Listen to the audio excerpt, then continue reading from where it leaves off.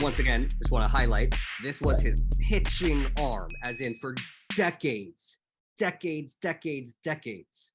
he abused the living hell out of this shoulder as a whip. And it's not even like, listen, he evolved. He set forth the course of biological evolution, and using it in the environment he used it in, the body responded by completely altering his biology to suit the environmental demand. So when you take a pitcher shoulder is not a dancer shoulder. It's a pitcher shoulder. And it's defined by the fact that pitching did this to him. Right. So what Hunter's trying to say is that he spent a lot of time working against the things that would make his shoulder healthy, like independent motion.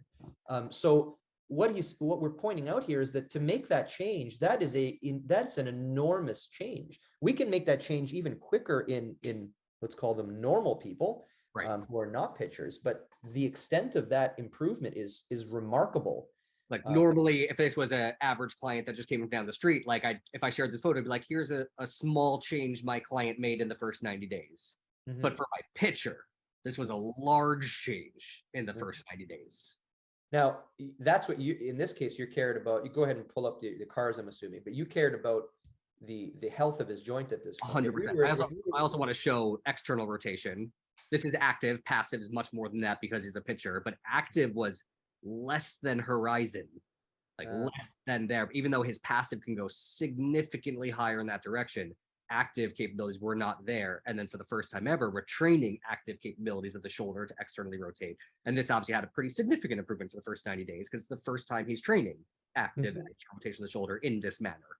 Yeah, if you actually straighten his wrist, you'll see it would be actually even more impressive to see the results. But so that's external. So again, as you see in here, the FRA gives you those numbers. So I would argue with people, if flexion was the goal, right? If someone said, for example, let's say that this particular client then went to a CrossFit box and he wanted to, there you go, and he wanted to, do Olympic lifting, and they go, well, you need more flexion.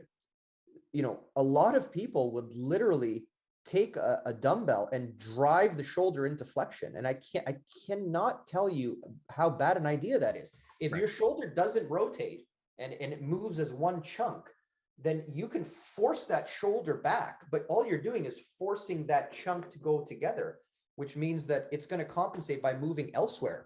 Now, these improvements in flexion, did you do any flexion training yet with them there? No, strictly rotation. We worked on capsular space, shoulder internal and external rotation, and cars every day. And these are just the starting benefits. Like, this is the benefit of starting at the foundation, is getting these initial improvements. So much so that if he then said, I still want to improve shoulder flexion as we move into the next couple months of his programming, now would be a really good time to introduce it. But let's just say the example you gave, like he came to me saying, some coach told me I need more shoulder flexion. Can you help me?